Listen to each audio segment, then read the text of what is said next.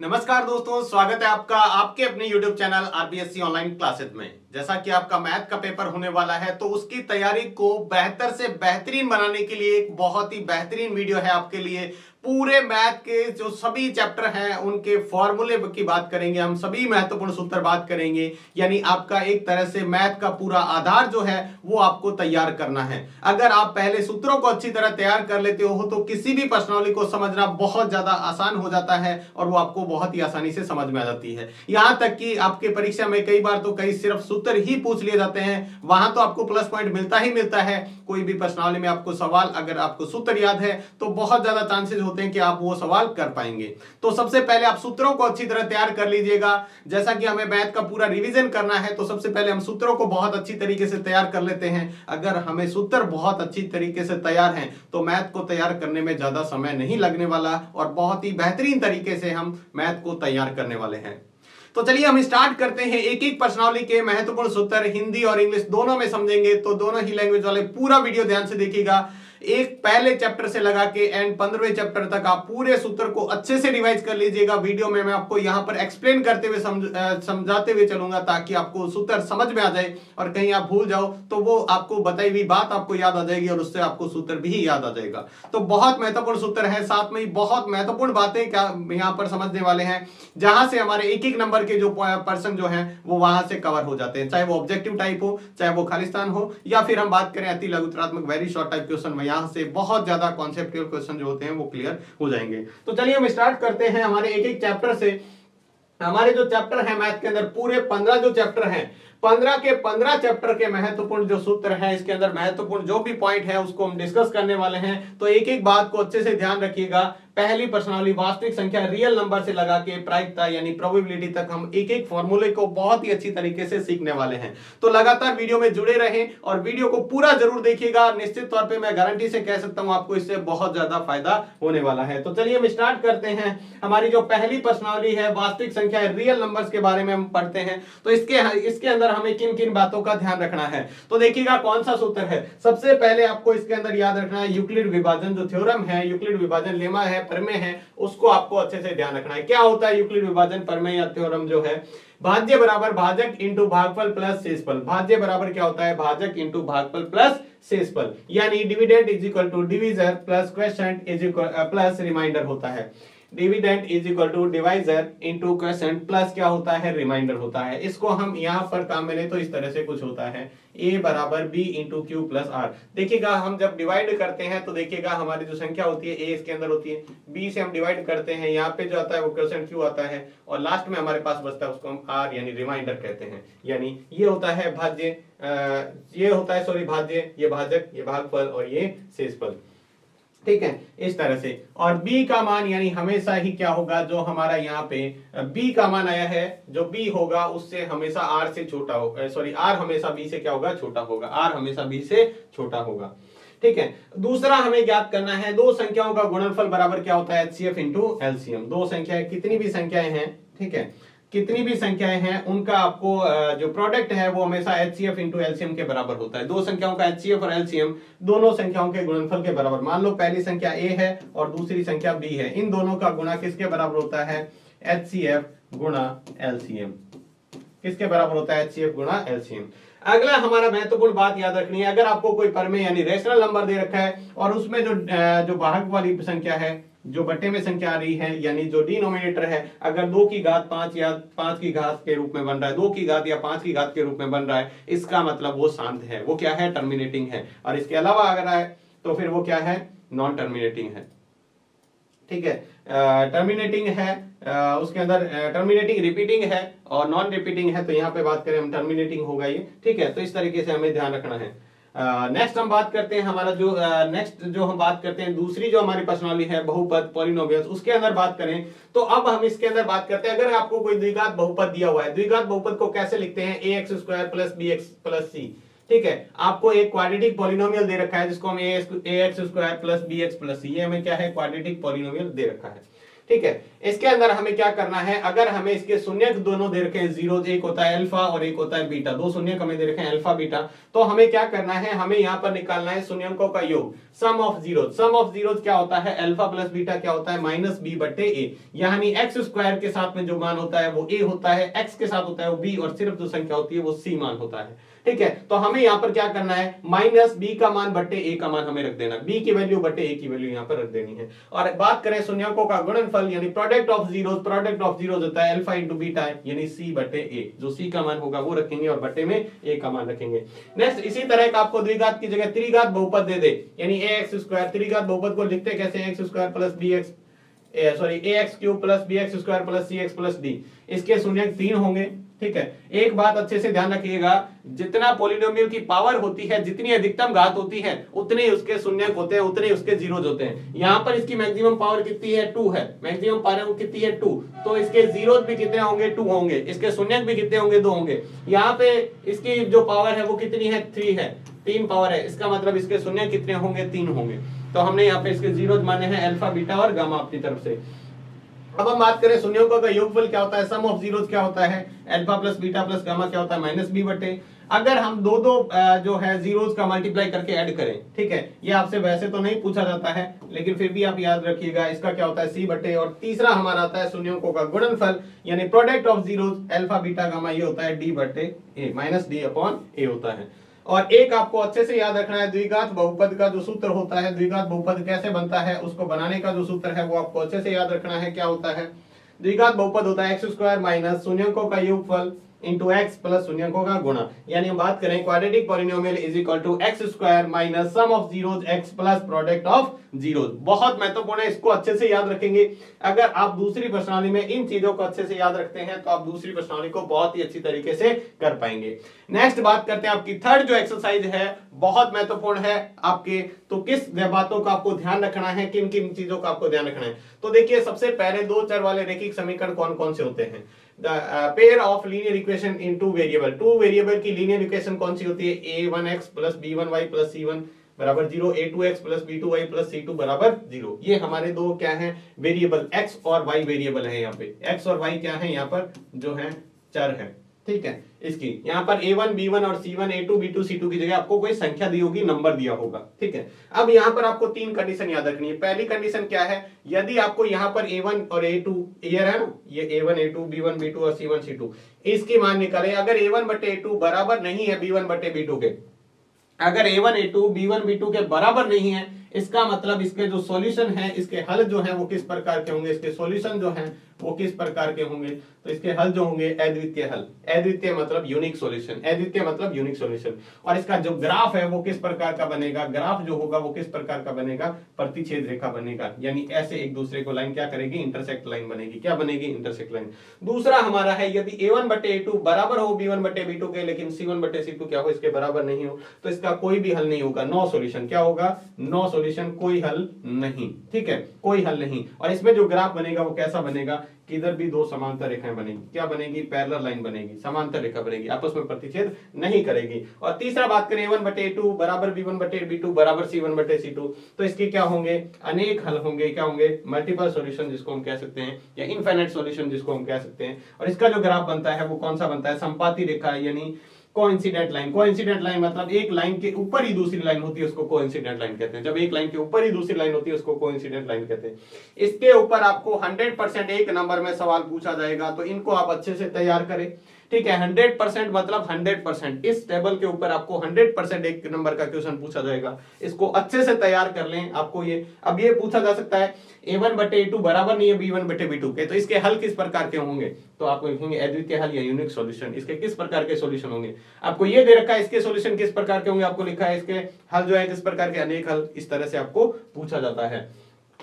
Next इसके बाद में बात करें, इसी के अंदर जो तीसरी प्रश्नावली है, जो रेखिक युग्म समीकरण है, उसको हल करने की, जो आपको समीकरण दी होगी उसके हल करने की, सॉल्व करने की आपके पास दो मेथड हैं। एक तो आप ग्राफीय विधि से कर सकते हो, यानी ग्राफ बनाकर, जो हम ग्राफ का क्वेश्चन आएगा ही आएगा 100%, इसके ऊपर आपका क्या आने वाला है, एक 4 मार्क्स का क्वेश्चन आने वाला है।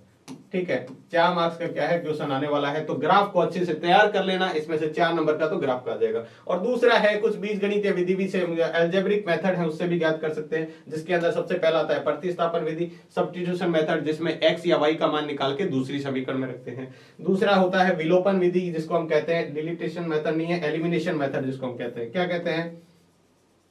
एलिमिनेशन मेथड जिसको हम कहते हैं, एलिमिनेशन मेथड होता है दूसरा। ठीक है, एलिमिनेशन मेथड में क्या करते हैं, एक्स या वाई को एक को एलिमिनेट कर देते हैं वहां से, मतलब एक को क्या कर देते हैं वहां से हटा देते हैं। दूसरा है वज्र गुणा विधि जिसको हम कहते हैं नहीं है मल्टीप्लिकेशन मेथड, जिसको हम क्या कहते हैं, मल्टीप्लिकेशन मेथड कहते हैं, जिसको क्या कहते हैं, मल्टीप्लिकेशन मेथड कहते हैं। तो ये आपको 3 विधियां हैं जिससे हम ग्राफ को सॉल्व करते हैं। कोई भी आपको 2 चर वाली रेखिक समीकरण है, कोई 2 वेरिएबल वाली क्या है लीनियर इक्वेशन, उसको सॉल्व करने के हमारे पास 3 मेथड है। तीनों में से आपको जो एग्जाम में पूछा जाएगा वो करना है, अदरवाइज आप किसी से भी कर सकते हो। चारों से आंसर तो सेम ही आता है, चाहे ग्राफिकल मेथड लगाओ चाहे ये लगाओ, तीनों में आंसर तो सेम ही आएगा, लेकिन उसके करने के तरीके हैं वो अलग अलग है। नेक्स्ट इसके बाद में बात करते हैं हमारी चौथी जो प्रश्नावली है, इसमें बहुत अच्छे से सूत्र है, आपको अच्छे से तैयार करना है। चौथी प्रश्नावली में आपका सूत्र है सबसे पहले द्विघात समीकरण, द्विघात समीकरण यानी क्वाड्रेटिक इक्वेशन है। यहाँ पे सेकंड एक्सरसाइज में हमने सेकंड चैप्टर के अंदर क्या पढ़ा है, क्वाड्रेटिक पॉलिनोमियल है, यहाँ पे क्या है, इक्वेशन है यहाँ पे। ठीक है, तो क्या होती है X square plus B X plus C यानी बराबर 0 आ जाता है, इक्वल में 0 आ गया मतलब वो क्या बन गई, इक्वेशन बन गई। द्विघात समीकरण को हल करने की विधियां कितनी है, 3 है। क्वाड्रेटिक इक्वेशन है उसको सॉल्व करने के बाद हमारे पास 3 मेथड है। कौन कौन से 3 मेथड है? एक है गुणनखंड विधि यानी फैक्टराइजेशन मेथड, दूसरा है हमारा पूर्ण वर्ग विधि यानी परफेक्ट स्क्वायर मेथड, और तीसरा है द्विघाती सूत्र या जिसको श्रीधराचार्य सूत्र कहते हैं। द्विघाती सूत्र या श्रीधराचार्य सूत्र क्या होता है वो यहाँ पे डिस्कस करें हम।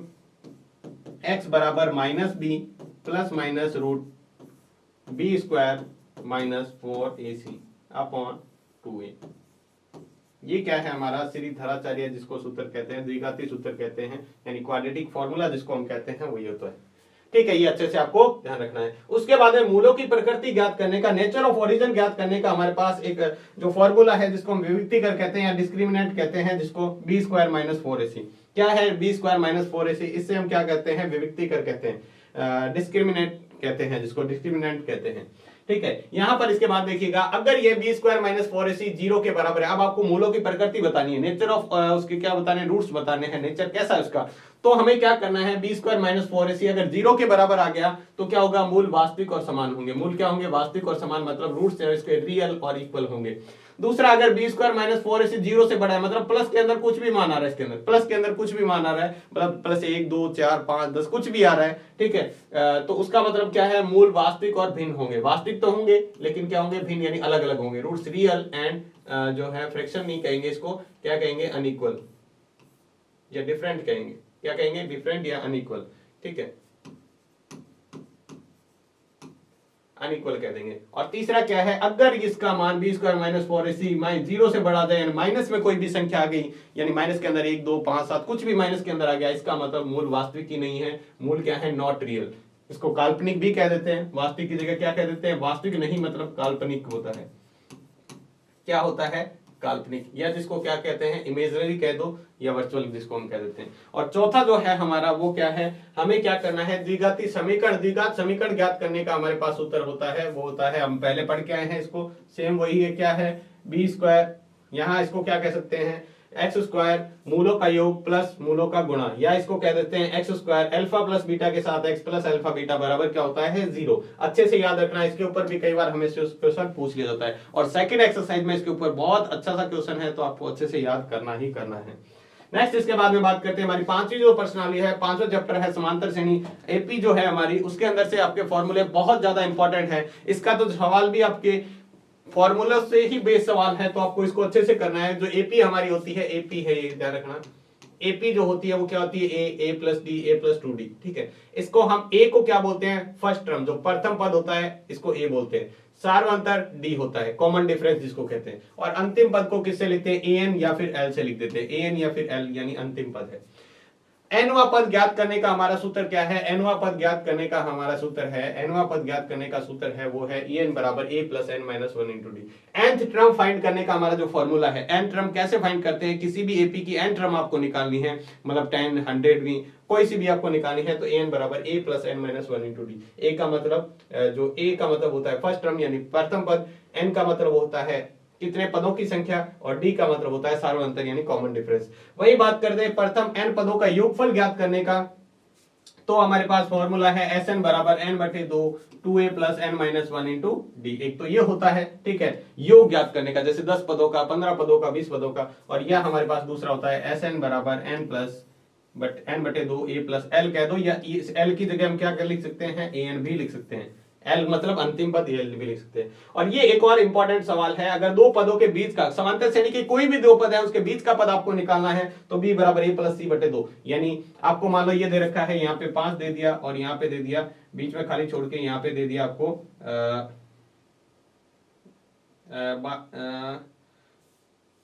आपको कोई भी पद दे दिया 13 जैसे, ठीक है, आपको बताना बीच में कौन सा पद है, यहाँ पे क्या आएगा इसकी जगह। तो आपको क्या करना है, इन दोनों को जोड़ के इसका हाफ कर दो, 5 प्लस 13 अपॉन 2 कितना हो जाएगा? 18 बटे 2 यानी कितना आ जाएगा? 9। तो यहाँ कितना आ जाएगा? 9। तो आपको क्या करना है, दोनों को इधर वाले ए वाले को और सी वाले को जोड़ के बीच वाला पद आप निकाल सकते हो। ये भी बहुत ट्रिक है काम की, यहाँ पर 1 नंबर का आपको क्वेश्चन पूछा जा सकता है। नेक्स्ट इसके बाद में बात करते हैं, हम अगले छठी प्रश्नावली है, उसके अंदर फॉर्मूला बेस्ड जिसके ऊपर सवाल पूछा जा सकता है। हालांकि हम एक वीडियो में अंदर डिस्कस करेंगे, आपकी जितनी भी इसके अंदर थ्योरम है वो एक साथ डिस्कस करेंगे छठी प्रश्नावली की, तो वो भी वीडियो देखना मत भूलिएगा, हालांकि आने वाला है, अभी तक आया नहीं है, ठीक है। तो यहाँ दिखा हुआ है, किसी त्रिभुज की एक भुजा के समांतर अन्य दो भुजाओं को भिन्न भिन्न बिंदुओं पर प्रतिच्छेद करने वाली जो रेखा है, खींची जाए रेखा, तो उसको क्या करना है? 2 अनुपात में विभाजित करती है। जैसे हम मान लो यहाँ पर है, यहाँ पर मैं यहाँ पे एक डायग्राम बनाता हूँ इस तरह से, ठीक है, ये है हमारा A, ये हो गया B और ये हो गया C। यहाँ पर क्या है? DE रेखा इसको काट रही है, तो भुजाओं का अनुपात यानी AD बटे DB बराबर AE बटे क्या होगा? EC होगा। ये क्या है? EC, AE बटे EC होगा, ठीक है। यहाँ पर आपको सवाल दिया हो सकता है कुछ भी नंबर, तो आपको इसके ऊपर लगाना है, इसको अच्छे से तैयार रखना है आपको, ठीक है। अनुपात इसका बराबर होता है। और दूसरा क्या है? दो समृद्ध त्रिभुजों के क्षेत्रफल जो है अनुपात इनकी संगत भुजाओं के वर्ग के बराबर होता है। अगर मान लो आपको 2 त्रिभुज दे रखे हैं, यहाँ पे पहला त्रिभुज है ये, दूसरा त्रिभुज आपको दे रखा है ये है A B C और ये है P Q R। 2 त्रिभुज हैं, दोनों समरूप हैं, दोनों सिमिलर हैं, तो इनके क्षेत्रफल हैं, जो इनका एरिया है वो इनकी भुजाओं के वर्ग के बराबर, मान लो इसकी भुजा का अनुपात इसके बराबर है, तो AB बट्टे PQ का स्क्वायर, AB का स्क्वायर बट्टे PQ का, इधर क्या आएगा? दोनों का क्षेत्रफल यानी एरिया आएगा, ठीक है। त्रिभुज ABC का क्षेत्रफल बट्टे त्रिभुज PQR का क्षेत्रफल, area of ABC, triangle ABC and area of PQR, ठीक है, किसके बराबर? AB का स्क्वायर PQ का स्क्वायर। इसी तरह यहाँ पर अगर आप चाहो तो BC का स्क्वायर इसके बराबर लिख सकते हो, इसके बराबर आप चाहो तो क्या लिख सकते हो? इसके बराबर ही आ जाएगा। इधर मैं यहाँ पर लिख के दे देता हूँ, BC का स्क्वायर बट्टे क्या आ जाएगा? जो है QR का स्क्वायर, ये BC का स्क्वायर QR के बराबर, या फिर इसके बराबर आप चाहे तो लिख सकते हैं, यहाँ पर हमने लिखा है AB का स्क्वायर बट्टे PQ का स्क्वायर, या फिर आप चाहें तो इसका लिख सकते हैं AC का स्क्वायर बट्टे जो है PR का स्क्वायर, या फिर इनको उल्टा भी कर सकते हैं, यहां पर भी उल्टा हो जाएगा तो ये भी आप निकाल सकते हैं। ये भी इसके ऊपर आपके क्वेश्चन पूछा जाने का चांस है, तो इसको अच्छे से तैयार कीजिएगा। नेक्स्ट हमारा जो है वो है 7वीं प्रश्नावली, बहुत इंपॉर्टेंट प्रश्नावली है। इसमें से एक नंबर के जो प्रश्न बनते हैं उसमें देखो किस तरह से बन सकता है। सबसे पहले हम बात करते हैं, ये हमारा होता है, इस ग्राफ को इस तरह से बांटा जाता है, तो ये हमारे क्या है? ये हमारे है प्रथम चतुर्थांश, इसको हम क्या कहते हैं? प्रथम चतुर्थांश, फर्स्ट क्वाड्रेंट होता है ये, ठीक है। ये कौन सा है? द्वितीय चतुर्थांश, जिसको हम सेकंड क्वाड्रेंट कहते हैं। ये हमारा होता है तृतीय चतुर्थांश, जिसको हम थर्ड क्वाड्रेंट कहते हैं। और ये हमारा होता है चतुर्थ चतुर्थांश, जिसको हम कहते हैं फोर्थ क्वाड्रेंट जिसको कहते हैं। यहाँ पर एक बात आपको ध्यान रखनी है, जो x का मान जहां पर भी होता है, जैसे हम कोई भी कोऑर्डिनेट लिखते हैं, कोई भी निर्देशांक लिखते हैं, तो हम कैसे लिखते हैं? इस तरह से, x और y, पहला x का मान होता है, दूसरा y का। x का मान जो होता है उसको हम भुज कहते हैं। क्या कहते हैं? भुज, यानी x का जो निर्देशांक होता है उसको हम भुज कहते हैं, और y का जो निर्देशांक होता है इसको कोटि कहते हैं। इसको हम क्या कहते हैं? इसको हम कहते हैं भुज, और इसको क्या कहते हैं? इसको हम कहते हैं कोटि। क्या कहते हैं? कोटि। वही बात करें इसको इंग्लिश के अंदर क्या कहते हैं? इसको कहते हैं अवशेषिका, अवशेष दिशा, ठीक है। और इसको क्या कहते हैं? इसको कहते हैं ऑर्डिनेट। क्या कहते हैं? ऑर्डिनेट कहते हैं। आप तो सिंपल सा देखिए, यहाँ पे मान लो इसके अंदर पूछ लिया है, 3 और ये 5। इसके अंदर पूछे भुज का मान कितना है 3, कोटि का मान कितना है 5, इसके अंदर पूछे अवशेष दिशा कितना है 3 और पूछे ऑर्डिनेट कितना है 5। ठीक है, यहां पे आपको एक चीज और ध्यान रखनी है, अगर आपसे पूछे एक्स अक्ष से दूरी, एक्स अक्ष से दूरी, इसी तरह आपसे पूछे वाई अक्ष से दूरी, तो आपको जो भी मान दिया हुआ है यहाँ पे निर्देशांक में दिया हुआ है, जैसे मान लो ये x है और ये y है, तो y का मान होता है वो क्या लिख दो आप, उसके सामने y का मान लिख दो और इसके सामने x का मान लिख दो, जो आपको दे रखा है वो मान लिख दो। जैसे मान लो आपको कोई निर्देशांक दिया है यहाँ पे 3 और 5, आपसे पूछे x अक्ष से दूरी बताओ, तो x अक्ष से दूरी कौन सी बताएंगे, यहाँ पे x अक्ष से दूरी बताएंगे 5, और y अक्ष से पूछेगा तो y से x का मान बता दो 3। ये पर्सन आपके पूछे जाने के पूरे चांस होते हैं, तो इसलिए आपको इसको तैयार करना है अच्छे से। नेक्स्ट इसके बाद हमारे पास दो फॉर्मूले हैं, एक तो है डिस्टेंस फॉर्मूला, अगर मान लो एक बिंदु P है यहाँ पे और एक बिंदु है Q यहाँ पे, इन दोनों की डिस्टेंस आपको निकालनी है, तो डिस्टेंस के लिए आपको इसके लिए दिया होता है x1 y1 और इसी तरह यहाँ दिया होगा x2 और y2, तो इसके बीच में फॉर्मूला होता है x2 माइनस x1 का whole square plus y2 minus y1 का होल स्क्वायर। इसको हम दूरी सूत्र या डिस्टेंस फॉर्मूला कहते हैं, दूरी सूत्र या डिस्टेंस फॉर्मूला कहते हैं। अगर इसके बाद में इसी तरह से आपको दिया हो दो निर्देशांक आपको दे रखे हो और बीच में कोई रेखा इसको ऐसे यहां से कोई बिंदु प्रतिच्छेद कर रहा है, ये ए बी हो गया, ये P यहाँ पे कोई क्या कर रहा है, इसको प्रतिच्छेद कर रहा है, बीच में कोई बिंदु है, तो इसका अनुपात जो आपको दे रखा है, रेशियो दे रखा है m1 रेशियो m2। ठीक है, तो आपको इसको क्या निकालना है, इस P का आपको x और y मान निकालना है। इसके लिए x और y निकालने का हमारे पास फॉर्मूला होता है Pxy बराबर m1 x2 plus m2 x1 बटे m1 प्लस m2, ये इससे मान आएगा इसका x का, और y के लिए ये वाला, चाहे तो आप अलग अलग निकाल सकते हैं, फिर एक साथ रख सकते हैं m1 y2 plus m2 y1 बराबर m1 प्लस बटे m1 प्लस m2, ये हमारा होता है। और साथ में ये बात करें त्रिभुज का आपको सूत्र पूछा जाए, इसी से निर्देशांक से आपके कोऑर्डिनेट से आपको पूछा जाए एरिया ऑफ सर्कल, तो क्या होता है 1/2 x1 y2 minus y1 plus x2 y3 minus y1 plus x3 y1 minus y3। ठीक है, इस तरीके से आपको याद रखना है। यहां पर क्या है 3 है, ध्यान रखना, यहां पर क्या है 1 नहीं है, y2 माइनस y3 रखना है आपको।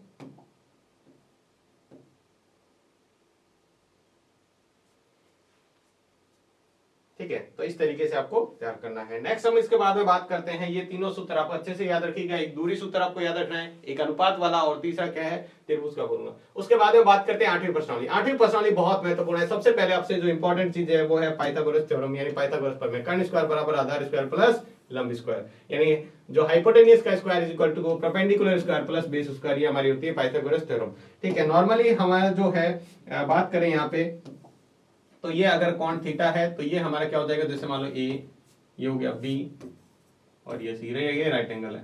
ठीक है, तो ये जो भुजा होती है, इसके सामने की भुजा होती है, कोण के सामने की भुजा जिसको हम कहते हैं 90 डिग्री के सामने की भुजा को हम कहते हैं कर्ण यानी हाइपोटेनियस। ठीक है, और ये थीटा के सामने की भुजा होती है उसको हम कहते हैं लंब यानी परपेंडिकुलर। ठीक है, और बची हुई भुजा जो हमारी होती है वो होती है आधार, जिसको हम कहते हैं बेस। ठीक है, इसके अनुसार इसके बाद में हमारे ट्रिग्नोमेट्रिक जो रेशियो है, अनुपात है, उसको देखो कैसे याद रखना है, आपको पता है। ठीक है, साइन थीटा बराबर होता है लंब बटे कर्ण, और कॉस थीटा बराबर होता है आधार बटे कर्ण, टेन थीटा बराबर होता है लंब बटे आधार, और कोट थीटा बराबर होता है हमारा आधार बटे जो लंब है, सेक थीटा कर्ण बटे जो लंब होता है, और कोसेक थीटा क्या होता है आधार बटे कर्ण होता है। तो आपको ये 6 फॉर्मूले अच्छे से याद रखने हैं। आपके मेन जो पूछे जाते हैं वो 3 ही फॉर्मूले आपके जो हैं काम के हैं ज्यादा, बाकी आपके नहीं पूछे जाते, तो आपको याद रखना है। लंब का मतलब होता है परपेंडिकुलर अपॉन हाइपोटेनियस। ठीक है, ये क्या होता है बेस अपॉन हाइपोटेनियस, ये होता है हमारा परपेंडिकुलर अपॉन बेस, ये होता है बेस अपॉन परपेंडिकुलर, ये होता है हमारा हाइपोटेनियस अपॉन परपेंडिकुलर, और ये होता है hypotenuse upon base, hypotenuse upon base. तो इस फॉर्मूले को आप अच्छी तरह याद करना है। 8वीं प्रश्नावली आपकी पूरी की पूरी सूत्रों पर है, तो इसके सूत्र बहुत अच्छे से तैयार करना है। 8वीं प्रश्नावली में अगर आपने सूत्र अच्छे से याद कर लिए तो 8वीं प्रश्नावली में आप पूरे के पूरे नंबर निकाल सकते हो, क्योंकि सारे के सारा सवाल क्या है फॉर्मूला बेस है। इसके बाद में आपको याद करनी है व्युत्क्रम त्रिकोणमिति के अनुपात है उसको, ठीक है। साइन थीटा क्या होता है, 1 बटे कोसेक थीटा, और कोसेक थीटा निकालो तो 1 बटे साइन थीटा, यानी साइन और कोसेक एक दूसरे के उल्टे होते हैं। वहीं कॉस थीटा बराबर 1 बटे सेक थीटा होता है, सेक थीटा बराबर 1 बटे कॉस थीटा। वही बात करें टेन थीटा बराबर 1 बटे कॉट थीटा, और कॉट थीटा बराबर 1 बटे टेन थीटा होता है। वहीं टेन थीटा का एक और सूत्र होता है हमारा, टेन थीटा बराबर होता है साइन थीटा बटे कॉस थीटा, और कॉट थीटा बराबर होता है कॉस थीटा बटे साइन थीटा। जब हम बात करते हैं साइन कॉस में बदलने की, तब हम ये दोनों सूत्र लगाते हैं टेन का, और उसके बाद में हमारा सूत्र होता है साइन स्क्वायर थीटा बराबर होता है 1 प्लस कॉस स्क्वायर थीटा। ठीक है, पहला सूत्र। दूसरा होता है 1 प्लस टेन स्क्वायर थीटा बराबर सेक स्क्वायर थीटा, और 1 प्लस कॉट स्क्वायर थीटा बराबर cosec square theta. Sine square theta plus cos square theta हमारा क्या होता है, 1 होता है। अब इसी के आधार पर आपके सूत्र बन जाते हैं। साइन स्क्वायर थीटा निकालना है तो कोस स्क्वायर को इधर लाओ, 1 माइनस कोस स्क्वायर हो जाएगा। ठीक है, यही इसी तरह से निकाल सकते हैं, इसको 1 लाओ, 1 को इधर लाओ, माइनस का हो जाएगा। तो इसके आधार पर ही आपको साइन को इधर लाएंगे माइनस का, कोस का इधर लाएंगे माइनस का, तो इस तरह से इसके और सूत्र बनते हैं। तो आपको इन 3 सूत्रों को बहुत अच्छी तरीके से तैयार करना है। यही सूत्रों से इसके 3 सूत्र और बनते हैं प्रत्येक के, तो वो आपको अच्छे से तैयार करने हैं। ठीक है, इसके बाद में आपको जो विशेष करणों की ये जो टेबल है वो अच्छे से तैयार करनी है। ठीक है, टेबल की बात करते हैं तो पहला मान आप अच्छे से निकाल लेते हो, उसके बाद में तो आप चाहे याद रख लो चाहे कैसे, साइन 0, 30, 45, 60 और 90 का ही आपको याद रखना है। ठीक है, 30 का 0 का होता है 0, 1 बटे 2, 1 बटे रूट 2, रूट 3 बटे 2 और 1। इसका उल्टा यहां से लिखना स्टार्ट कर दो। ठीक है, बिल्कुल उल्टा, पहला जो मान है वो लास्ट में आ जाएगा, यानी लास्ट वाला पहले आएगा 1, रूट 3 बटे 2, 1 बटे 2 और ये आ जाएगा 1 बटे 2 और 0। फिर उसके बाद में टेन का मान निकालते हैं, साइन के मान में कोस का भाग करते हैं तो हमारे पास टेन का मान आ जाता है। टेन का उल्टा क्या होता है, कोट होता है। वहीं सेक का उल्टा क्या होता है, कोसेक होता है मान। तो इस तरीके से आपको क्या करनी है, टेबल बहुत अच्छे से तैयार करनी है। अगर आपको बहुत अच्छे नंबर लेके आने, 8वीं प्रश्नावली में भी काम आएगी और 9वीं प्रश्नावली में भी काम आएगी, इसलिए हमें इसको अच्छे से तैयार करना है। और थोड़ी बहुत ये 12वीं प्रश्नावली में भी काम आती है, तो 3 प्रश्नावली आपको अच्छे से तैयार करनी है, तो इसको आपको तैयार करना ही पड़ेगा। और लास्ट जो फॉर्मूले हैं 8वीं प्रश्नावली के टाइप के, वो है साइन 90 माइनस थीटा क्या होता है, कॉस थीटा, और कॉस 90 माइनस थीटा क्या होता है, साइन थीटा। वही बात करें टेन 90 माइनस थीटा होता है कॉट थीटा, और कॉट 90 माइनस थीटा क्या होता है, टेन थीटा। वही बात करते हैं सेक 90 माइनस थीटा होता है कोसेक थीटा, और कोसेक 90 माइनस थीटा क्या होता है, सेक थीटा। एक बार आप इन सूत्रों को पढ़ोगे ना तो अपने आप याद रह जाएंगे। इसी तरह से सामने लिखे हुए हैं ताकि आपको खुद याद रह जाए कि किस तरह से इसको याद रखना है। बहुत महत्वपूर्ण सूत्र है। अगर आपका टारगेट बड़ा है तो फिर आपको मेहनत भी बड़ी करनी पड़ेगी। ठीक है, तो इसलिए आपको सूत्र अच्छे से तैयार करने हैं। अगर आपने सूत्रों को अच्छे से तैयार कर लिया तो मैथ का एक बहुत बड़ा पोर्शन है आपने वो सॉल्व कर लिया, समझ लो। ठीक है, तो सारी की सारी मैथ होती है अपने फॉर्मूला बेस, बहुत सारी चीजें फॉर्मूला और कॉन्सेप्ट आपको अच्छे से आते हैं तो आप कोई भी सवाल कर सकते हैं। हम यहाँ पे बात करते हैं 9वीं प्रश्नावली की, तो 9वीं प्रश्नावली आपकी पूरी की पूरी एक समकोण त्रिभुज पर आधारित है, राइट एंगल ट्रायंगल पर है। तो ये अब बात करते हैं 90 डिग्री कोण होता है। इसके नीचे वाली भुजा हम ये मानते हैं आधार, यानी इसको कहते हैं बेस। 90 डिग्री के सामने होती है भुजा कर्ण यानी हाइपोटेनियस, और बात करते हैं यहाँ पे ये जो होती है लंब, जिसको हम कहते हैं परपेंडिकुलर। क्या कहते हैं, परपेंडिकुलर। ठीक है, ये होती है। इसके अंदर आपको क्या करना है, ये ध्यान रखना है यहाँ पे कि जो बात करते हैं यहाँ पे, जब ऊपर से हम यहाँ पे नीचे खड़े किसी चीज को ऊपर, यहाँ पर कोई व्यक्ति खड़ा, यहाँ पर किसी वस्तु को देख रहा है, तो नीचे से ऊपर की कौन बनता है, वो होता है उन्नयन कोण। ठीक है, उन्नयन कोण कौन सा होता है, उन्नयन कोण। और बात करते हैं जब ऊपर खड़ा कोई व्यक्ति, मान लो यहाँ खड़ा व्यक्ति यहाँ पर देख रहा है, तो ये जो कोण बनता है ये अवनमन। हालांकि होता ये बराबर ही है, होता क्या है, उन्नयन और अवनमन दोनों क्या होते हैं, बराबर ही होते हैं। लेकिन अपन क्या कर देंगे, क्योंकि ये दोनों भुजा समांतर है तो ये कोण क्या हो जाएंगे, बराबर। ठीक है, तो वो आपको ध्यान रखना, बस नाम अलग अलग है, बाकी वही है। और सूत्र वही है जो 8वीं प्रश्नावली पर के हैं। साइन थीटा बराबर क्या होता है, लंब बटे आधार, लंब बटे कर्ण यानी perpendicular upon hypotenuse. Cos theta बराबर क्या होता है, आधार बटे कर्ण जो होता है। और आपको याद रखने का तरीका तो आपको पता ही होगा कैसे याद रखना है। सबसे पहले होता है लंब लाल बटे कक्का, लाल बटे कक्का वाला आपको याद होगा, वही ट्रिक आपको याद रखनी है, लाल बटे कक्का वाली।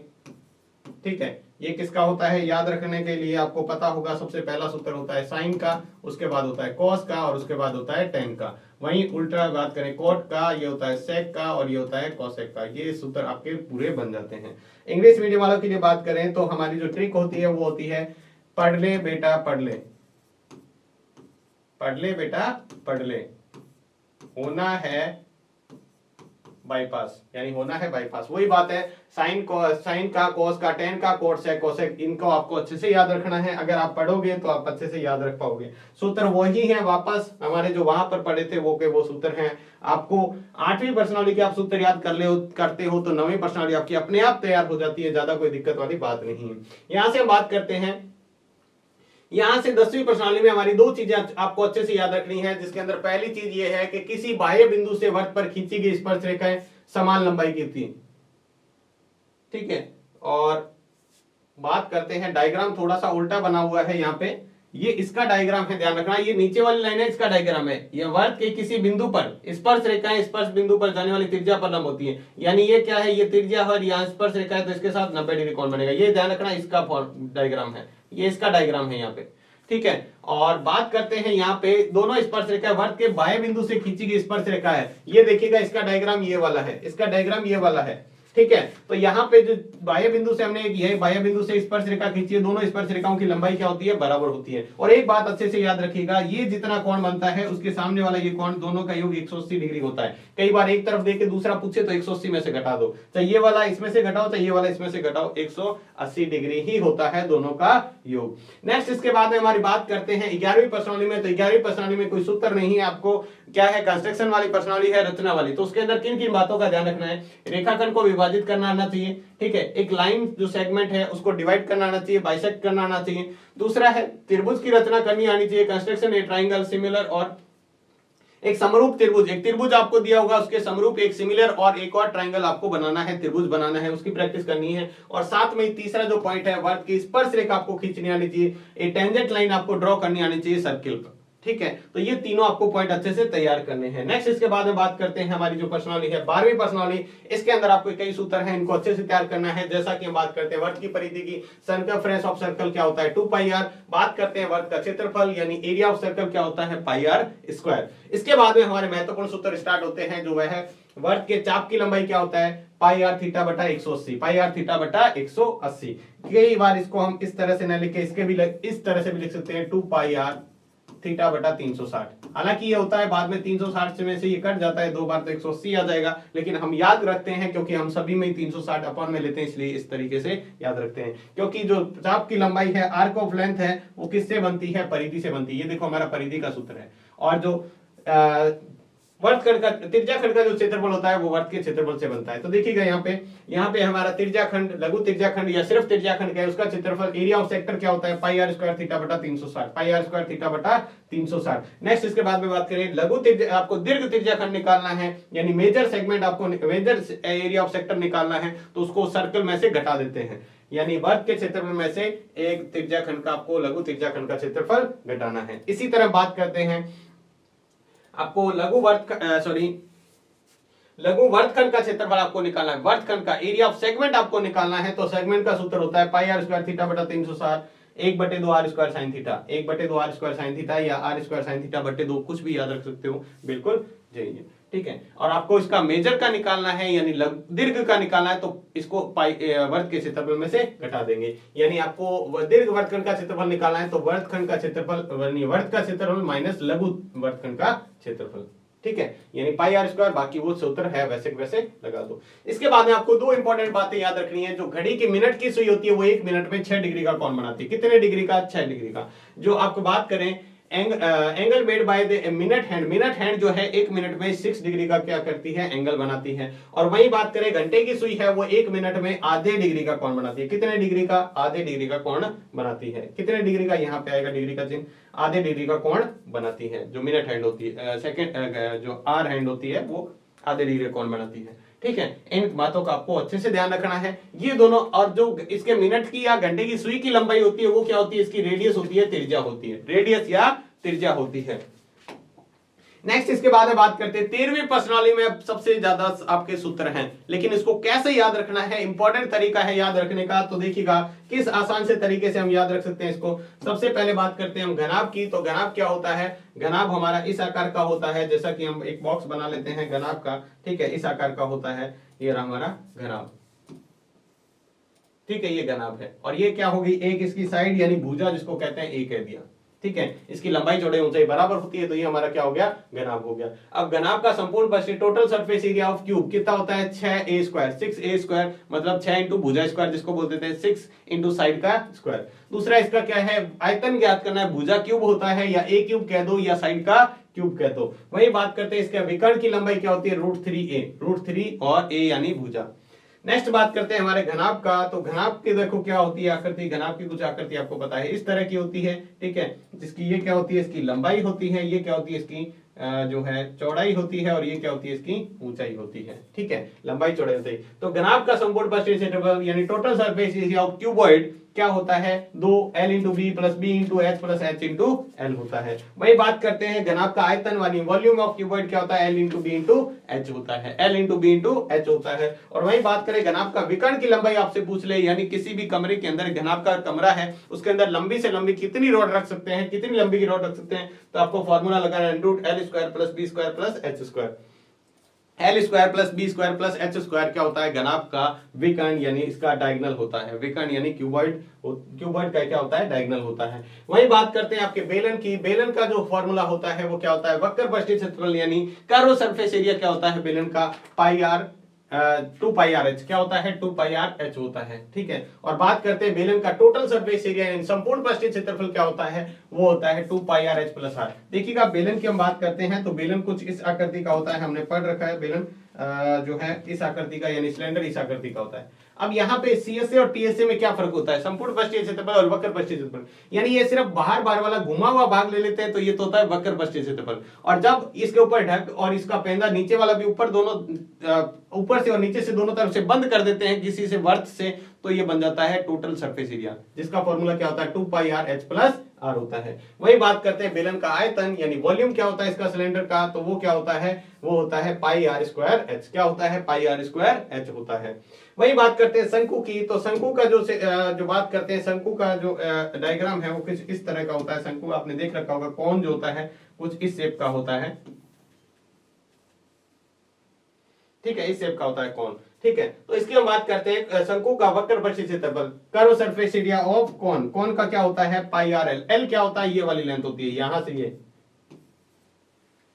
स्लैंट हाइट जिसको कहते हैं, तिरछी ऊंचाई जो है वो ये होती है। इसका संपूर्ण पृष्ठीय क्षेत्रफल या टोटल सरफेस एरिया की बात करें तो पाई आर एल प्लस आर का होता है, पाई आर एल प्लस आर होता है। और नेक्स्ट हम इसके बाद में बात करते हैं इसका शंकु का जो आयतन जो होता है वॉल्यूम होता है 1/3 पाई आर स्क्वायर है। जो बेलन का आयतन होता है वही होता है, लेकिन 1/3 इसके जो है साथ में मल्टीप्लाई में होता है, यानी बेलन के 1/3 भाग इसका होता है। बात करते हैं लास्ट स्फीयर की यानी गोले की। गोले का संपूर्ण पृष्ठीय क्षेत्रफल होता है, गोला यानी हम बात करके आए हैं गोले का, तो आपको पता ही होगा जैसे फुटबॉल होती है, ये क्या है, गोला है, ठीक है। और ये क्या है, इसकी रेडियस यहां से यहां तक की क्या होगी, इसकी त्रिज्या होगी, ये इसका आर हो गया। तो इसका जो संपूर्ण पृष्ठीय क्षेत्रफल होता है 4 pi R square, 4 pi R square क्या होता है स्फीयर का टोटल सरफेस एरिया। और इसकी आयतन की बात करें तो आयतन जो होता है 4/3 पाई आर क्यूब होता है, 4/3 पाई आर क्यूब होता है, ठीक है, ये होता है इसका आयतन। वही बात करते हैं अर्धगोला जो हेमिस्फीयर होता है उसकी बात करें तो हेमिस्फीयर में क्या होता है, कर्व सरफेस एरिया भी होता है। और इसका जो डायग्राम बना है तो कुछ इस तरह का होता है हेमिस्फीयर का,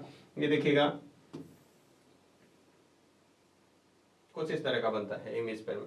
तो ये इसकी रेडियस तो यही होगी, यहां से ये क्या हो जाएगी, इसकी रेडियस हो जाएगी। तो इसका कर्व सरफेस एरिया यानी ऊपर ऊपर वाला भाग, यानी एक जो बॉल होता है, प्याला होता है, उसके ऊपर से खुला रखें तो वो होता है इसका curve surface area 2 pi R square. और जब उसको भी ऊपर से बंद कर देते हैं तो क्या हो जाता है 3 पाई आर स्क्वायर। इसका टोटल सरफेस एरिया होता है हेमिस्फीयर का, यानी हेमिस्फीयर का संपूर्ण पृष्ठीय क्षेत्रफल। वही बात करते हैं गोले का जो हेमिस्फीयर होता है उसका जो बात करें आयतन यानी वॉल्यूम क्या होता है 2/3 पाई आर क्यूब होता है, 2/3 पाई आर क्यूब होता है। तो ये हमारे 13वीं प्रश्नावली के इतने भी सूत्र कर लेते हो तो आप प्रश्नावली को पूरा कंप्लीट कर पाओगे।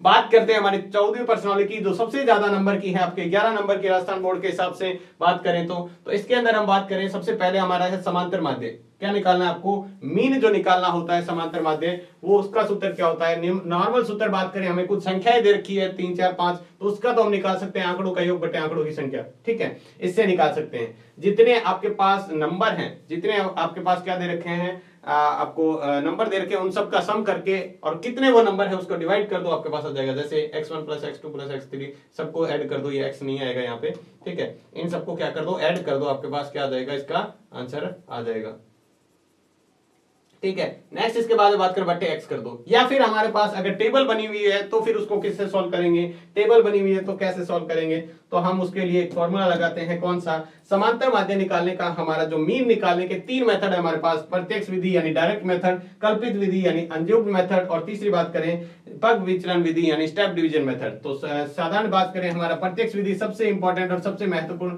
और सबसे आसान कौन सी है, एक्स समांतर माध्य एफ एक्स बटे सिग्मा एफ एक्स बटे सिग्मा एफ। दूसरा ये भी बहुत इंपॉर्टेंट है आपके एग्जाम की दृष्टि से, कल्पित विधि पर भी सवाल पूछा जाता है बहुत ज्यादा बार कल्पित विधि पर। और दूसरा नंबर ये है, ठीक है, एक्स बार बराबर ए एफ डी बटे एफ। ए क्या होता है, हमारा कल्पित माध्य होता है, जो हम कल्पित माध्य मानते हैं। और पग विचलन विधि जो होती है, एक्स बार बराबर ए प्लस सिग्मा एफ यू बटे जो एफ होता है इंटू एच होता है। ये बहुत कम पूछा जाता है, स्टेप डिवीजन मेथड है आपके, अभी तक एग्जाम में नहीं पूछा गया राजस्थान बोर्ड के हिसाब से। तो इसको हम छोड़ते हैं और आगे बात करते हैं। हमारे लास्ट जो एक्सरसाइज है वो है प्रायिकता, प्रोबेबिलिटी। ये आपके 4 नंबर दिला सकती है, बहुत ही आसान सी है। आपको किन बातों का ध्यान रखना है, सबसे पहले प्रोबेबिलिटी का फॉर्मूला क्या होता है प्रायिकता का, अनुकूल परिणामों की संख्या बटे कुल परिणामों की संख्या, number of favourable outcomes upon number of total outcome, number of favourable outcome upon total number of जो है टोटल नंबर ऑफ आउटकम। या इसके बाद बात करें किसी कोई निश्चित घटना की प्रायिकता क्या होती है, probability of a certain event, certain event की प्रोबेबिलिटी क्या होती है, 1 होती है। और ऐसी घटना जो असंभव घटना की प्रायिकता, जो घटना घटित ही नहीं हो सकती उसको असंभव घटना कहते हैं। इम्पॉसिबल इवेंट जिसकी प्रायिकता 0 होती है। और जो किसी भी घटना की प्रायिकता क्या होती है, वो होती है 0 से लगा के 1 तक, 0 भी हो सकती है, 1 भी हो सकती है, और 0 से 1 के बीच में भी हो सकती है। और बात करें किसी घटना के घटित होने की और नहीं घटित होने की प्रायिकता कितनी होती है, 1 होती है। अब आपको घटित होने की निकालनी है तो आप क्या करोगे, 1 माइनस क्या करोगे, 1 माइनस पीई बार, नहीं घटित होने की घटा दो। या फिर आपको निकालनी है किसी घटित नहीं होने की प्रायिकता, तब भी आप क्या करोगे, 1 में से जो घटित होने की प्रायिकता है वो घटा दोगे, क्योंकि ये इधर प्लस का इधर जाएगा तो माइनस का हो जाएगा। तो ये आप याद रखोगे तो हो जाएगा। तो इस तरीके से अगर आप इन सभी सूत्रों को अच्छे से तैयार करते हो, अच्छे से तैयार कर लिया आपने, तो एक तरह से आपका मैथ का जो पूरा बेस है वो अच्छे से तैयार हो गया। अब आप जो भी एक्सरसाइज का रिवीजन स्टार्ट करोगे तो आपकी एक्सरसाइज है वो सवाल आपसे हो जाएंगे और कोई भी दिक्कत नहीं आने वाली है। तो आज की वीडियो में बस इतना ही, मिलते हैं और इंपॉर्टेंट क्वेश्चन के सॉल्यूशन के साथ में, तब तक के लिए आपका धन्यवाद।